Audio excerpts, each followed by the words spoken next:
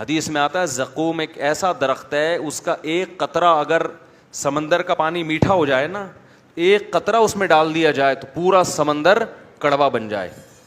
تو یہ زقوم اللہ ان کو کھلائے گا.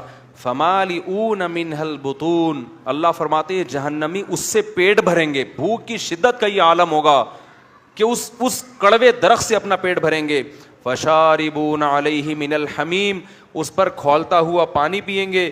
فشاربون شرب الہیم، پیئیں گے ایسے جیسے پیاسے اونٹ پیتے ہیں. پیاسا اونٹ جب پانی پیتا ہے نا تو کیسے، آپ جو لوگ اونٹ پالتے ہیں ان سے پوچھیں، ایسے پانی وہ اسٹور بھی کر رہا ہوتا ہے، ایسے انتہائی شدت کی پیاس میں ایسے گرم کھولتا ہوا پانی پیئیں گے. ھذا نزلہم یوم الدین، روز جزا کے دن یہ ان کی میزبانی ہوگی ہماری طرف سے.